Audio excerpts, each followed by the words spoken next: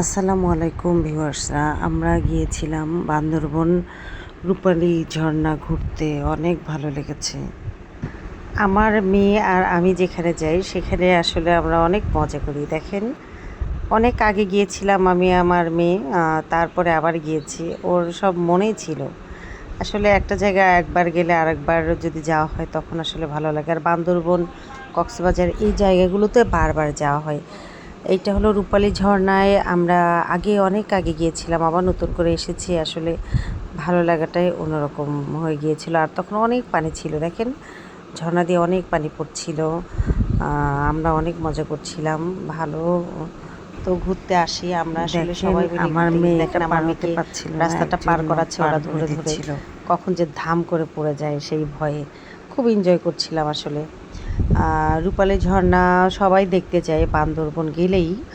যে পানির সময় তো অনেক, বর্ষার সময় অনেক পানি চলে আসে। আমার মনে হয় ৩-৪ বার যাওয়া হয়েছে এই রূপালী ঝর্ণা। গেলে ভালো লাগে। যেহেতু বান্দরবন সবাই ঘুরতে যেয়ে রূপালী ঝর্ণাটা কাছে, সেখানে সবাই ঘুরতে যেতে ভালোই লাগে। আমাদের পরিবার সহ আমরা গিয়েছিলাম।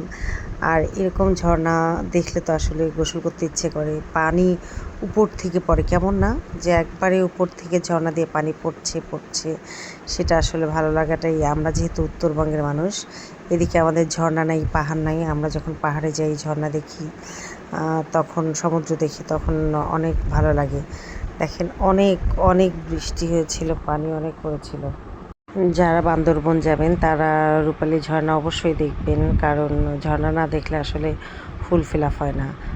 বান্দরবন পাহাড়, গাছ, সবুজ মিলিয়ে অসাধারণ একটা জায়গা। দেখেন আমার মেয়ে খুব মজা করছিল।